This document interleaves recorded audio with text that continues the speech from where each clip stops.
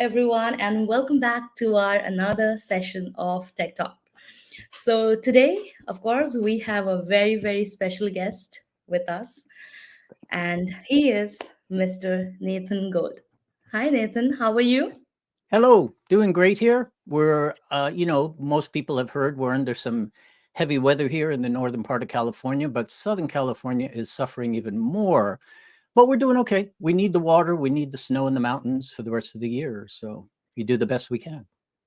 Thank you so much for joining us today. So I'll just give a brief information about Nathan. He's a renowned San Francisco demo coach specializing in transforming individuals worldwide for high stakes communication, including TED Talks, Shark Tanks appearances, investor pitches, consumer presentation, and job interviews.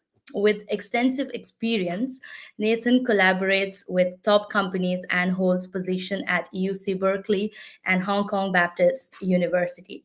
A two-time DEMOgod Award winner, he is your go-to expert for maximizing high-stakes speaking opportunities and product demonstration. So I guess that's quite an introduction, and I really want you to tell our audience about yourself and your little journey that you have had all these years before we start talking on our topic today, which is beyond the basics. We will find out the hidden strategies of interview mastery. So, of course, before we move in with our topic, Nathan, please take your time to talk about yourself and tell us about your journey in the industry. Well, thank you so much for having me and welcome to all of the guests watching. I hope that we provide you with only solid nourishment and no empty calories here.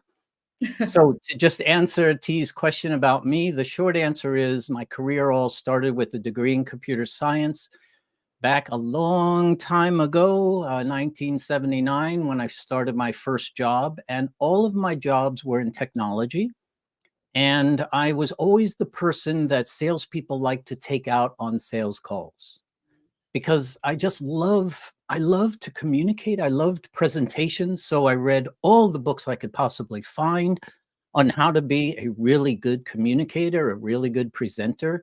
And I studied people out there and watched how people did it on stage. And I built up my whole toolkit on how to make any product or service just look like the best thing since sliced bread.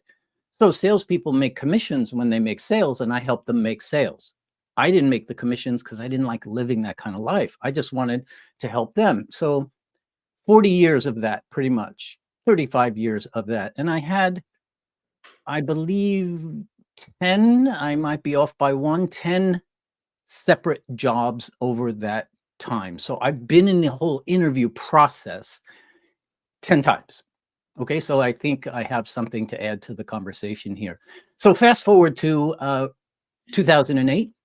I got laid off for the third time from a company called SanDisk. It was the first time being laid off from SanDisk, but third time in my career. And here in the States, in case you don't know, your boss can walk in one day after no matter how long you've been there, one day, 10 years, and say, hey, we no longer need you. We're doing a reduction in force. Your job is no longer available here at the company. Thank you for your service. Here's a box. Put your stuff in the box and off you go. It's just the way it works here. It's nothing you can do about it. So at that point in 2008, it was the third time. And I said to myself, getting laid off, even though it wasn't my fault, it's never our fault, really. It's the most horrible feeling in the world. It is depressing. It zaps your energy. Anybody who has ever been fired or laid off knows exactly what I'm talking about. It is a feeling you just never want to experience if you can avoid it. So I decided I'm never going to let that happen again to me. And that means no more bosses. If you don't have a boss, you don't have anybody that can fire you or lay you off. So I did what all the self-help books have ever told us to do. If you do what you love to do, you will never feel like it's a day of work. And so I thought, what do I love to do? I love to present, but how do I get paid to present? I'm a nobody. I'm not a well-known speaker or keynoter. How do I? Well, I just started helping other people get better. And one thing led to the next, to the next, to the next. And I have helped literally thousands of people since 2008 become more confident and compelling and comfortable speaking in front of people, whether it's one or 1,000 or more. And of course, in this media world we all live in, which is this camera world. And how do you communicate with an audience over the camera? So that brings us up to today, which is 15 years doing what I've been doing full time, every day of the week, clients all over the world. And one of the things I really like to do that typically I don't get paid to do is help people with their interviews. It's actually a little bit of a hobby of mine to do what you're about to ask me to do, which is to answer all these questions as to my perspective on this whole job interviewing process that people go through. Yeah. And I hope that that we really get to share some nuggets that people can start using immediately as maybe a little bit of an unfair advantage when it comes to how do you get a job today. So that's me. I'm not planning on ever changing what I'm doing. I've been having so much fun. I see myself doing this probably another 3 to 5 years, and then I'll pull back a little bit. That'll put me over about 70 years old, and I think I want to kind of enjoy the rest of my life when I'm healthy. That's great, and that's amazing. Thank you so much for joining us today. I think, oh, we're all grateful to take these insights from you today. So to begin with my first question, I know the very first question that whenever we step into an interview, it's like, tell us about yourself, right? And then we are like stuck, don't know what to say about ourselves, right? Right. And I personally have faced this a lot of times. But now this is a question that anyone can anticipate. They know, they go prepared for this, like they have this script ready, and then this is what I'm going to tell about myself, whenever they ask me. But what are the unexpected questions that can come up in an interview, and how do we tackle them? All right. Can I preface that with one thing before I answer that question? Yeah, All right. definitely. All right. I want everybody to realize something that maybe you don't consider as important as what I'm about to say. Are you ready? This is a Yeah. fairly general statement, but I have validated this with hiring managers face to face. And I can tell you that they decide in the first 60 to 90 seconds whether or not they're going to hire you. Sorry, Basically. based on how they feel. Now, I'm just saying that because I want you to realize that even if you take that as, okay, maybe that's true, then the rest of your interview with them is proving to them that their decision they've made in those first 60 to 90 seconds is correct or Mhm. incorrect. So you don't lose in the first 60 to 90 seconds. They just make a decision. Hey, I like this person. I'd love to work with them. Boom. And now all of your answers are going to validate that decision or invalidate that decision. Okay? That's where I Okay. want to begin, because you need to know that we all human beings, typically in just about every single culture, we make a snap decision if we like that person or not. Snap, boom, just based Mm. on them walking up to you in the hallway to ask you to come into the room, or you show up on camera like we are right now. They make a snap decision in seconds. Do I like that person? And you know where that goes? If they like you, well, you have a better chance of getting hired. If they don't like you or don't have a reason to like you, it just gets harder and harder and harder for you to prove that you're the right person for that job. I'll stop right there. Okay, now let's answer your question. What are some of the most unexpected questions interviewers are asking right now? I have 3 for you. Are you ready? The first Yeah. one will probably not surprise you, but if you are not ready to give an answer to this question with all the enthusiasm you have inside, uh, it's over. Now, I'm only talking about today. Are you ready for the question? Definitely. What have you done with AI? And then they're Yeah. going to just shut up and they're going to listen to you talk. And if you can't talk about it, it's over. It's over because every job is either leveraging AI in some way, shape, or form, or it will in the near future. So here's what I recommend to all of the listeners. ChatGPT is free. You don't even need to spend $20 a month US to use it. If you have not started using it, you need to start using it and just experiment, play with it, find out what it does. If you haven't explored it yet, I would be a little surprised, but whether you believe AI is going to save the world or kill the world, I don't care. But today, it's all about how is AI going to help me in my job? So a question you're going to get from interviewers these days, maybe not the first question, somewhere along the line, they're going to say, so how do you see AI affecting the job that you're applying for? If you don't have an answer, it's over. Yeah.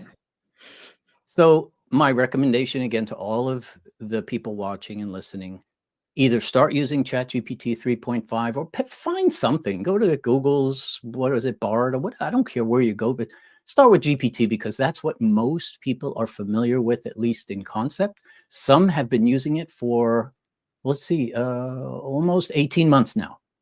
It's been out for 18 months, roughly 18 months, November of 2022. Mm. So you better have some fantastic and endless stories. Right now, you could interview me about using ChatGPT. I have endless stories about how has it helped me in my little business of one, how it has helped my clients every single day. Whew. I don't want to use this whole time on that, but if you pay $20 US and get the paid version of ChatGPT, it will literally give you a new perspective on how to amplify every single thing you're doing. For example, simplest thing, you write an email to somebody, to a hiring manager. You write an email, right? You're going to write an email to the hiring manager. What's the subject line? What's the body say? Do you have a really compelling subject line? Do you have a concise and persuasive body of the email? Well, guess what? You don't have to be that way. You write your own subject line, you write your own body, you grab the subject line, you go into ChatGPT and you say, make this title more compelling. Paste. And it goes, here's one. Give me 5 more. Yeah. Do the same thing for the body of your text. Next thing you know, it's like, oh, wow, this is much better than the way I would write. But just a warning, be careful. I always recommend if you want GPT to give you a result that sounds like the way you talk or the way you write, you must include a prompt that says, and keep my tone of voice. And then you paste in whatever you want. If you just say, keep my tone of voice, it'll do the best it can to mimic or, come along like you sound. So that's the first thing. Get into it, folks. It's free. And for $20 a month, here's 3.5. Here's 4.0. And then all the plugins that are happening with 4.0. You can get pictures done. I'm going to stop right there. Let me go to the next 2 questions. Ready? The next 2 Yeah. questions are probably a little bit on the weird side, but you need to be prepared to answer these, especially today. Besides the tell me about you question. Okay. So the next question could be, if a hiring manager doesn't have a lot of time, they need to go through the interview quickly and find out who they want to keep around and who they want to let go and who they might want to bring back for a second meeting. Check this out. So T, I'm just curious, what do you know about our company? What do you know? If you are without multiple responses to that, I know I've said it before. Say it with me. It's over. It's definitely over. Sorry? No, I'm saying it'll definitely be over. And now here's the question that follows onto that question. And this is not for everybody, and not everybody will do this to you, but they will say, hey, T, thanks so much. I really appreciate that you did your homework on our company. You really do know a fair amount. Now, my next question is, what do you know about me?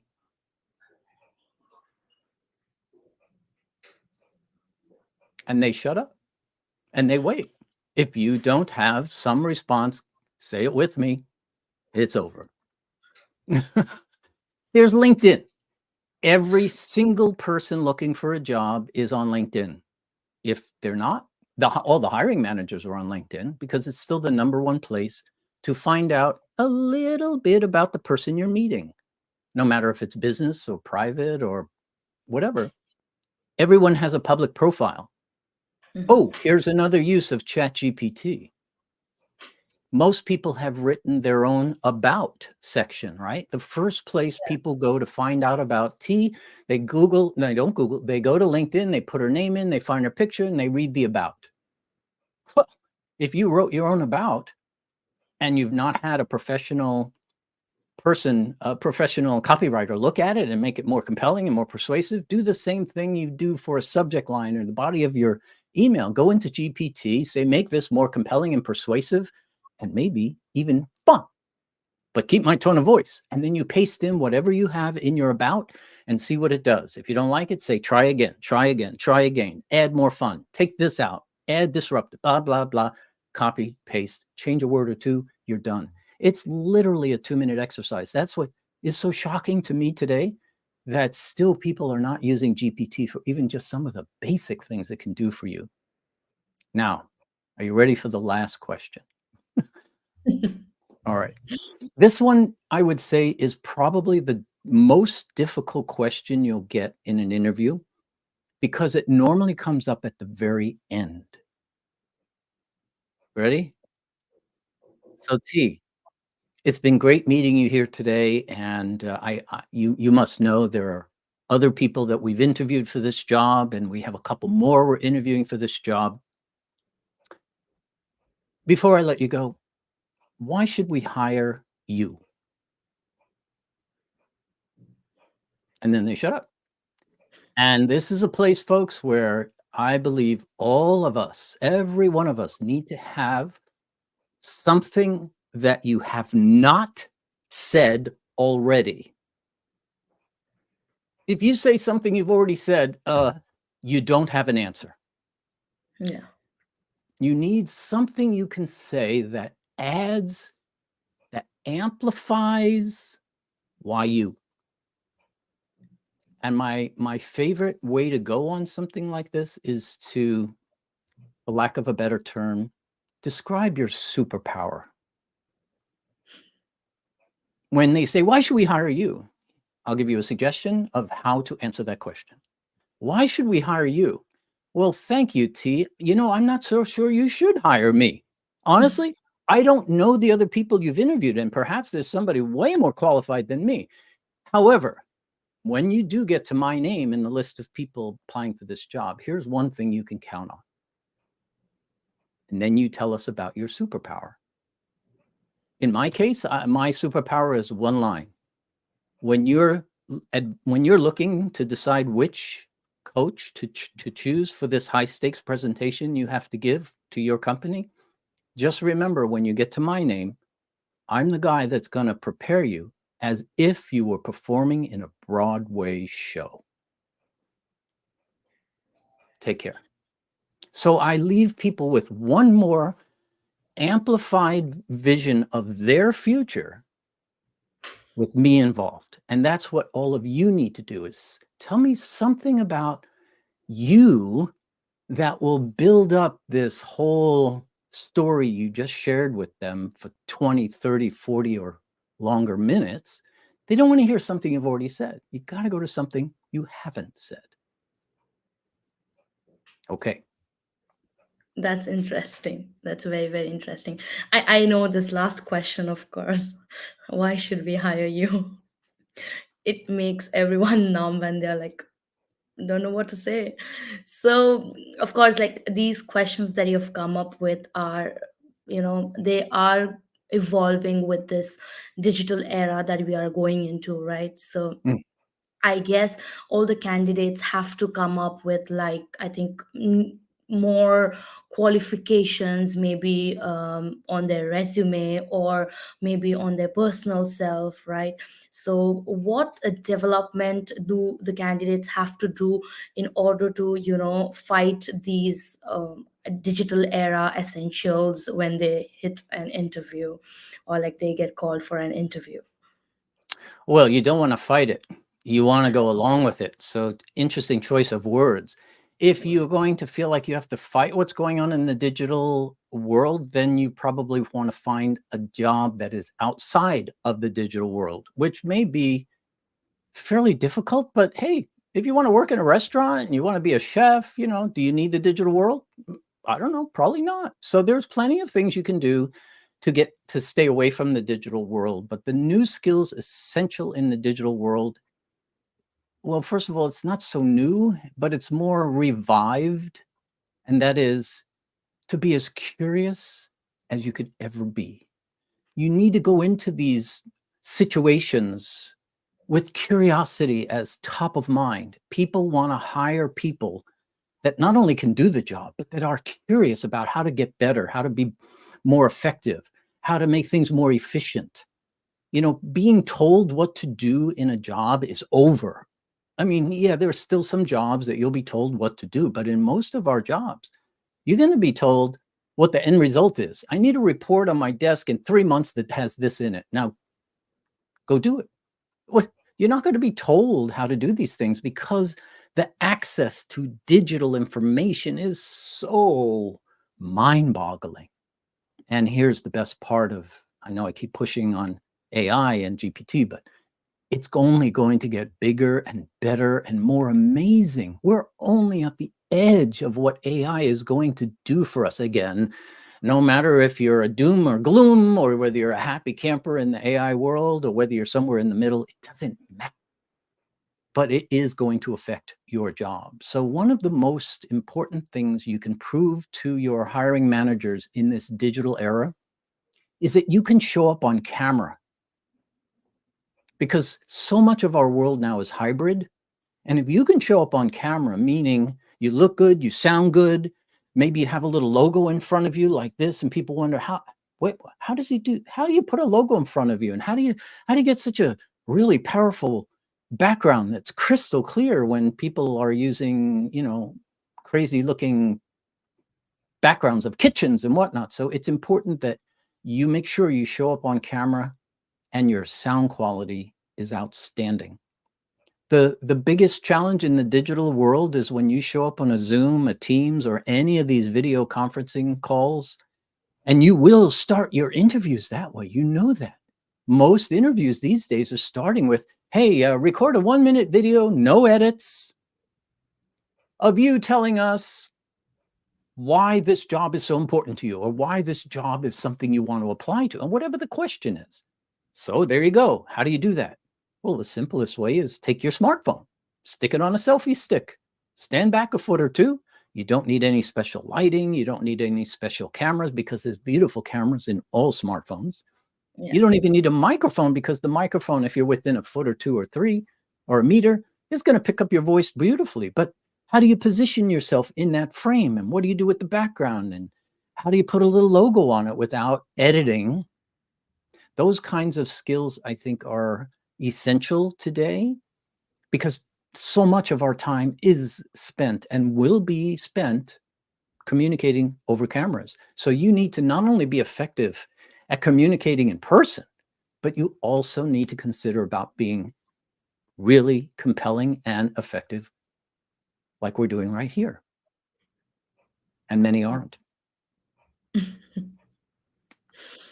So, like you spoke about the superpower, right? You said like just end the interview with your superpower. So now, when we talk about superpower, I'm sure like it's gonna be the strength that everyone talks about themselves, right? But I personally have witnessed this in my, career so far when I've gone for interviews, or when I sat with someone who could, like, probably after my college days, who would say, like, my mentors would like prepare us for like mock interviews, or like, how to get into that job life and all that. So I remember them saying, turn your weakness into strength. So, how do we turn our weaknesses into strengths? And what are those weaknesses that we can Mhm. turn into strengths and, put them Yeah. as our superpower in an interview to, get that role that we are looking for? Well, Tia, I'm not so sure you can. I've heard people say what you just said many Yeah. times. I see it in books. But if you think about this, we all have strengths, right? Mhm. And we have a group of strengths that we believe will be to our benefit in applying for this job. You wouldn't apply for a job if your main weakness was the job function that you're applying to. I mean, that just doesn't make any sense, right? So I don't believe turning your weaknesses into a strength is really worth the time.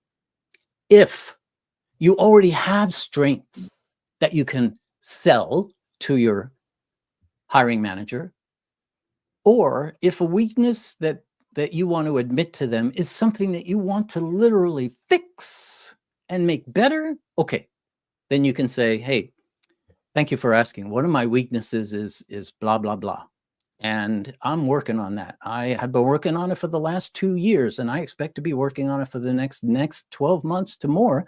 I'm getting my head around it, and blah blah blah blah blah blah blah. I'm getting there. And what is that weakness? I mean, it could be a list of 15, 20 different things. Generally, I would recommend that if the weakness that they're identifying you is so strong that it would really not allow you to do your job effectively, you're not going to sell yourself into that job very often. Maybe, excuse me, you might be able to sell yourself into that job by saying, wow, you've identified the biggest weakness in my career. And that's why I'm here. I want to fill that weakness in with something exciting and big, just like I did with this job and that job and that job when those were weaknesses in my life too. So you now have convinced them that a weakness is something you love, that you tackle, that you're trying to make better. But I would actually try to answer the question. People just, in a way that gives them a satisfactory answer. But why are they asking you this question? They're, in general, I believe you're being asked, tell me about one of your weaknesses. I think they just want to see if you're a human being. If you say, oh, I don't have any weaknesses, say it with me. It's over. So, It's over. So what I generally do when it comes to a weakness is find something in your life that really frustrates you, like to no end, and then share that as a weakness. I'll share my weakness that I always used in job interviews, because they only ask you the question once and then they don't say, well, tell me about another weakness. This is just one answer typically. So Nathan, tell me about one of your weaknesses. Oh boy, I wish you wouldn't have asked that question. This is one that I typically don't like to admit because there's not a whole lot I can do about it, but I do my best. You ready?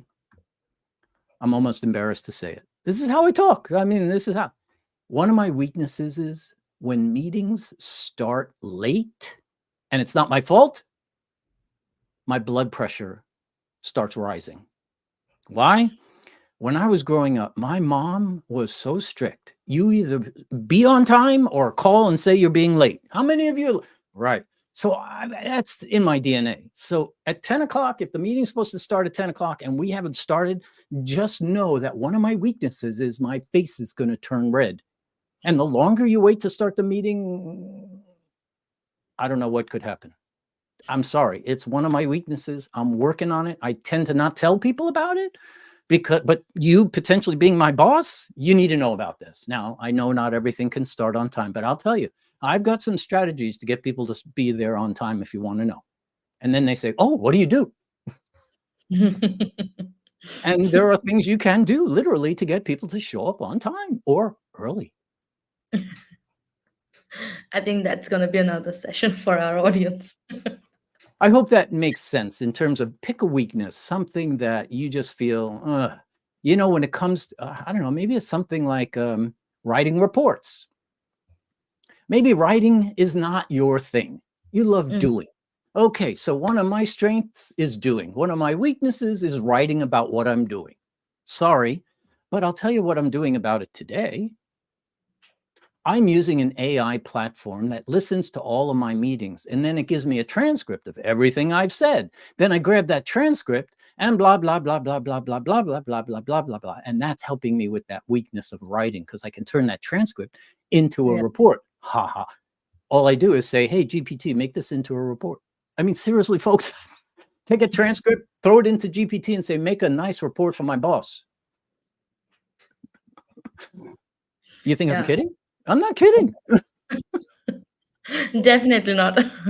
Because I know how AI is like, coming up in everyone's life. It's like, I know it's something man-made, but then it's just taking over, I guess. Yes, yes, yes. It's taking over. But please keep a straight head on in terms of what can it help you do today to help you in what you do every single day. Yeah. Because I'll give you one more. One thing I didn't share with the audience earlier when we were talking about why you, there is a book that I recommend you take a look at called Brag, or just Google the word brag by Peggy Klaus. This book is perfect for people who are uncomfortable talking about themselves. And it will give you a way to just answer a few questions because she has these 12 questions. And you answer a couple of those questions, before you go to sleep or over a beer or some wine or just sitting around with the sun shining or the rain. You answer some of those questions and you realize, wow, talking about myself doesn't have to be as uncomfortable as I thought. Look, most of us don't like to talk about ourselves in a situation like that. They'd rather you read the whole resume. Well, you know what they're doing with your resumes right now, don't you? They're taking it, slapping it through a ChatGPT type of thing and say, pick the top 3 things. They start asking questions about what they're seeing. They don't read your resume anymore. They haven't in a long time, but they're using it on their own. So that's another reason why having yourselves be very confident in what you're doing around AI is so important. So I do have one very interesting question. I'll keep that for the end, of course. Okay. But I know we spoke a lot of things that can happen during the interview, right? And I really want to understand one thing that we submit our resume to our the hiring during the hiring process and everything.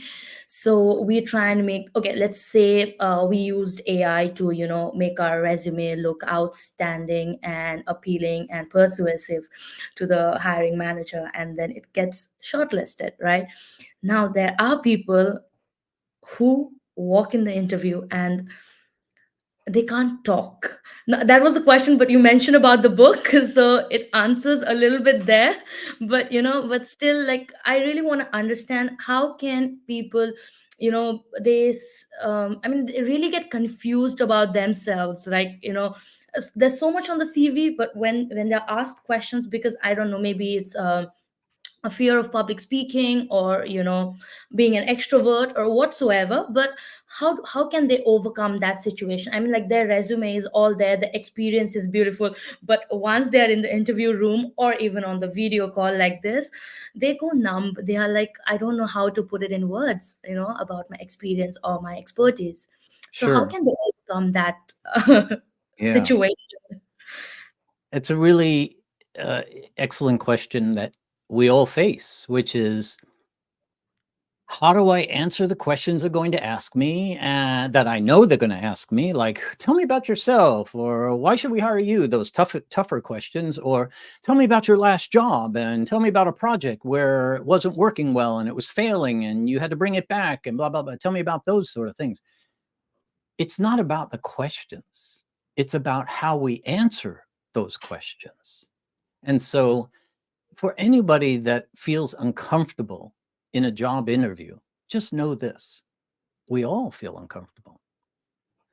It's okay to be uncomfortable, but it's not okay to not be prepared, because not being prepared makes you even more uncomfortable and beyond control. Meaning, oh my God, if I don't have a good question, I mean, a good answer to why should we hire you, like we talked about earlier, man, I'm going to sweat. I'm going to worry. I'm going to answer all these other questions. And in the back of my mind, I know that's coming, and that's making me more and more and more nervous because I don't have an answer yet. And now, oh no, here's the question. And now you fall apart. So what's the solution there, everybody? It's very simple. You need a role play. Don't go into a real interview and expect to do really well. You got to role play the interview. Contact people like T or others. Don't use friends because they go too easy on you. Find somebody you can trust. Give them a job description that you're applying for. Give them your resume or your CV, and say, "Hey, I find 5 or 6 or 7 people that'll do that for you." If you can find that many, or at least find one, and ask them to be the hiring manager and really hit you hard, and give them a list of questions you want them to ask you, such as, wait for it, why should we hire you? Tell me about yourself. All those questions. Role playing is the key. And I know this to be so true, because if you don't role play things that you're uncomfortable with, they will always be uncomfortable. Now, the more comfortable you can get with the interviewing process, I can tell you this: the more people will want to hire you. When you show confidence, even just more than the next person that came in before you, or more than the person coming in after you, people hire people they like. Number one, okay? It's all about likability factor. You need to be the most likable person out of the whole group of people applying for that job to even be considered in the top 3 or 5 people. They don't hire. There's a couple of jobs out there they'll hire because of a skill set. But once you match the skills, they're going to hire the person they like the most. Why? It's too obvious, right? We want to be around people we like. We don't want to be around boring people who don't have confidence. And if you don't have confidence, you need to fake it, meaning role play until you feel the confidence. If you don't have a confident answer on, tell me a little bit about you, Nathan, and you have this wishy-washy, fluffy answer that just goes, well, when I was born, I start back when you were born. Tell me about yourself. Oh, I was born on June 19th. It's like they don't want an answer like that, but you need a good answer, one that's been practiced, one that sounds like you're saying it for the first time, but you've role-played it at least a dozen times with people, and now you have that inner confidence to be able to say, thank you for asking me, why should you hire me? Big smile, big pause, and you respond with a totally confident answer, which is something like we did earlier. Well, T, I'm actually not sure you should hire me. But if you do choose to hire me, here's what you can be counting on, blah, blah, blah. And then you just go. So role playing is the key. It is the key. I understand. It's just how muscle memory works for dancers, I believe. You can use GPT to help you come up with, you can feed your whole resume or CV into GPT and ask it, what sort of questions do you believe the hiring manager for this job will ask me? And then paste in the job description. I mean, it's there, folks. And with 4.0, you get to it searches the internet now, so it's not just limited on what you get from up to 2021. It's okay. I'll say it one more time, and then I won't say it anymore in the time we're together. GPT can help you build your confidence to all the answers that you give during an interview. That's helpful. That's definitely helpful for people, applying for jobs after this session. And okay, coming to the last, and I think not the least, of course, and the most important question of an interview: how to negotiate with the salary without having that fear of losing the job. Sure. If you believe you are right for the job, then just keep that level of confidence up. And when they say, and they will generally tell you, ask you a question. So, T, what are you expecting in terms of salary? Because they want to see what you know, what you don't know. And that is a very dangerous question to answer. If you give them a number, you either lose because you're asking for too little compared to everybody else, or you lose because you've asking for too much compared to everybody. And they're not going to tell you this sometimes. Or Mm-hmm. you've asked for a number that's acceptable. You know, you get those sort of, what do they call them in sales? Soft closing, where you say, some people will say, oh, I'm looking for 75,000 a year. Oh, okay. Oh, that means you fell right within their range. Or they go, you know, so you can get a bit of that body language response for them. But let's put some parameters on your question. Let's assume this is the first interview you have with the hiring manager or the company. Could be HR too, right?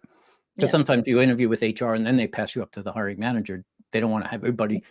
You get that. So if I'm asked, so Nathan, what is your salary requirements? You can go one of two ways. If you've got a really good package in the company that you are currently working in or that you used to work in, you can use that as a reference. You can say, well, I hope you'll base it on what my last position was paying, which is blah, blah, blah, blah, blah, blah. And you'd say your salary, you give your bonus, you put in your perks, everything that you got in the last position. Got to be honest about it because it can be verified with a phone call in some cases. The Yeah. other preferred way I like to go is you don't know enough about how much they're paying, and I don't want you to leave money on the table. I want you to get the best deal you can, given that they have, wait for it, a range that they pay people for the job you're hiring for. There's always a range. Yeah. So they say, how much, what is your salary requirements? I would generally ask a question and see if they would answer it. I wouldn't give the number. I would be bold and confident, but calm and reserved and say, I'm just curious. Could you share with me the range of salary for this position? Because they normally don't publish it. You might be able Yeah. to figure it out, but they normally don't publish it. There are ways of getting a sense of what the range is, but I want them to tell me, would you mind? And remember, stay curious. I'm just curious. Would you be willing to share the range of the salary for this position? And then I can tell you whether or not I fit that range. Sometimes they'll say yes. If half the time they say yes, now you have your answer. Oh, the range for this job is between 75 and 125, depending on this, and this. To which you say, I'm sure we can come to some agreement within that range. Don't say yes, don't give them a number because you don't have enough data yet. Mm-hmm. I don't think. So I would give a range. If you can, leave it a little bit open-ended or cite the last position as a reference. I hope that answers your question. Yeah. And just to add on, like, it's going to be very, I think it'll be easy for people with, past experience and like last company compensation and everything. But if we are going for the interview first time in an entry level, so what should they do? Like, should they do like a market research about the market, salary compensation packages that's going out as a standard package for that particular role? Or how can they, initiate the compensation conversation if it's for an entry level? Yeah. Well, everybody has to start somewhere. You want to show confidence. So if they say, hey, this is an entry-level position, you're 2 days out of university, you have no experience. So what kind of a salary are you looking for? Well, in that case, I would just give them the data you found. Based on my research, I found that the salary for an entry position like this in other companies, I couldn't get data from your company, in other companies is roughly between 20 and 30 US an hour, 20 to 30 an hour, or it's whatever you find. I would hope that the range of salary you would offer me is within that range. That's interesting. Try not to put a number out there because generally will go down from there. But remember, it's not only about salary. Before you even answer that question, you can also say, before I answer the question of salary, I'm just curious, what else is included in a typical package that you offer people coming into your company? Because again, you don't have enough data. If they say, oh, package, thank you for asking. We give you 6 weeks of paid time off, 6 weeks in starting day one, 6 weeks. Who does that? We also give you a quarterly bonus based on sales. And all you have to do is just do your job. But if the company succeeds, we all succeed. What? And this, and this, and this. And then you say, whoa, wow. Now, maybe your salary wouldn't necessarily have to be exactly up here where you want it to be, because when you add up everything in the package, it's beyond that point. So Yeah. always ask for more data. I know Unless you're that. an hourly employee and you don't get any insurance or health coverage, well, then it's pretty simple. But in most cases, there's much more than just a salary that they're offering you. Yeah. Nowadays, I've seen many companies giving more perks, and Mhm. now that companies are turning into remote working, there are a lot of perks, to have their employees stay focused and loyal to the company. So I see that coming in from many companies nowadays. That's a really good question for consideration. How do you do with remote work? I'm sure that question's going to come up as a new question you're getting versus before the pandemic. Nobody had remote work. It was just like, oh, they're working from home today, and it's like the second time this year. But now we all need to be sure that when somebody in an interview says, so how do you like working at home? Or how do you like being remote from the office? If you don't have a wildly enthusiastic answer to that, say it with me. It's You over. you really need to be comfortable in both worlds. And in Yeah. fact, when you're in the virtual world like you and I are in right now, there are things that you can do with your audience that you can never do in public. For example, if we had 100 people in a room right now and you were up on stage talking to them, you can only make eye contact with one person at a time, right? In this virtual world, every one of you watching right now believes I'm making eye contact with you because, well, I am. Yeah. I'm looking into the camera, but your pictures are in front of my camera, so I can look straight ahead into my camera and make it look like I'm making eye contact with you. And that is the most important thing everybody in the virtual world can do a better job of, is when you look into your camera, and I know it's weird, but when you're talking, like I've been talking with you, 98% of my time is looking straight into the camera, because 100, 1,000, or 10,000 people watching all are getting straight eye contact from both of us, because T is positioned really well too, and she's looking close into her camera. Of course, I'll look away and get a hint over here and then come back into the camera. But every one of you, all of you, if you're doing an interview over a camera like this, a live interview, or you have to record yourself and send that thing in and hope you get to the next gate, and then they ask for another video and another video, and then they finally give you a live meeting, look into the camera. If you don't look into the camera, you're not making eye contact with the person watching, and then it looks like this. Hey, everybody there, that's a really cool company you got. I'm so excited to be right? That doesn't work. Yeah, And I know. there's even apps in the App Store that you can download, a teleprompter that records the video while the words are floating down on the screen. So you can cheat your way right through a script if you need to. Yeah. Back to you. Yeah. So I think we are coming, close to the end of Okay. the session, of course. But there's one question from our viewer, that how important is the cover letter? Like, Uh, what role does it play in an interview or like hiring process? Because I see a lot of, when you fill in this apply job things on online right these days, there's upload your CV and then, of course, your cover letter. So mhm. what role does it play? It plays a vital role. If your cover letter doesn't give people the curiosity and a reason to look into your CV, they might not even open your CV. Mhm. So your cover letter in general needs to be concise and say something that your CV doesn't say. Right?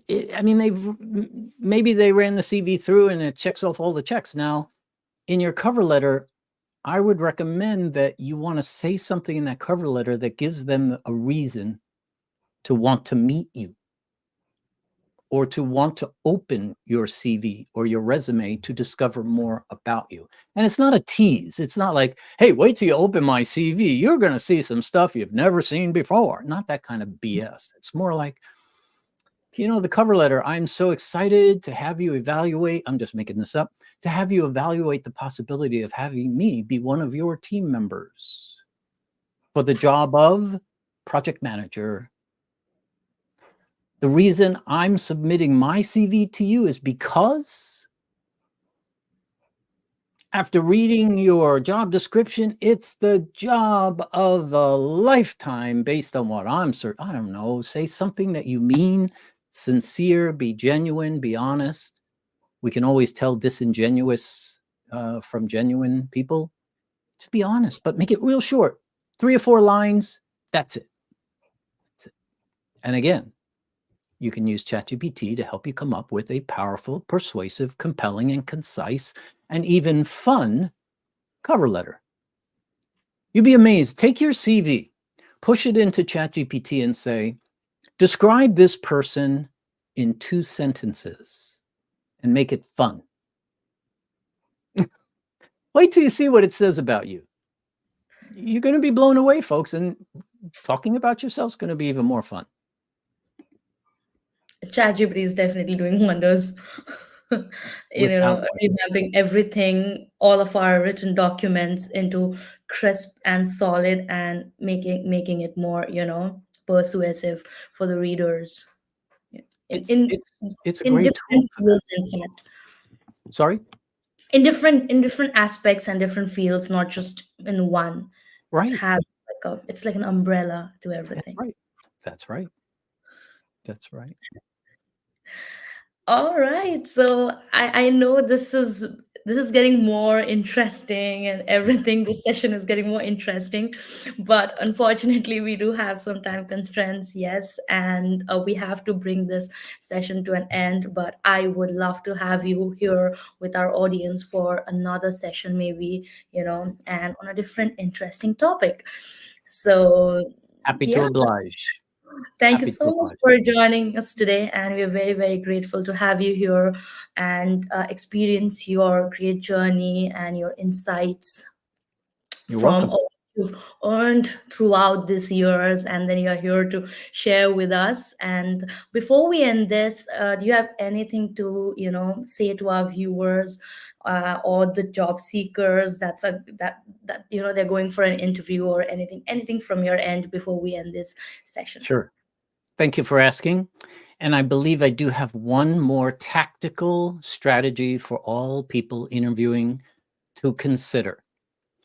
When we talk about what we've done in past jobs or what we will do in the new job, when we're projecting the future, typically we talk about it in the order of here's the problem I was facing, and here's the solution that I came up with, and blah, blah, blah, blah, blah. And then maybe at the end of that, you say, and oh, the outcome of that was we saved 50% on our budget, we increased efficiencies, yada, yada, yada. Notice the order: problem, solution, outcomes. I don't believe that's the best way to convince your hiring manager that you can do the job. It's not about how you did the job, it's about the results. So instead of going problem, solution, outcomes, try on a new shirt. If the shirt doesn't feel good, take it off and go back to the way you're doing it. But I would like you to consider, when they ask you a question, tell me about a project that you did in one of your last jobs. Oh, perfect. Well, I was given this job by my boss to do this project, and it was a major nightmare. It was a problem, problem, problem. By the time we were done, here's what happened. We had this. We have 50% increase in fish. You talk all about the outcomes, the results, the results, and then wait for them to say, now, how did you get those results? And if there's time, you can either wait for, well, how did you get those results? And the way we got those results were A, B, the solution. So I'd like you to just think about problem, outcomes, results, and then the solution instead of problem, solution, outcomes. And you will find, I believe, people will want it more. They'll want you more. Thank you for having me. It's been delightful. Be happy to come back anytime. Thank you so much. And my dear audience, I think you know what to do next. Yeah. Number one, of course, ChatGPT. Get 4.0 and get your, I think, interview cracked in an easier way and your resume built in an easier way, of course. And for all the viewers, if you're interested to try out your interview sessions and everything, we do have our, job fair events coming up, physical and virtual events coming up in different locations. So you can always go and check out our website, techjobsfair.com, and see the nearest location of yours. And you can always visit our events. So I think that's all for today. Thank you so much for joining us and have a good time. Thank Bye-bye. you. Bye. Thank you so much, Nathan. You're welcome.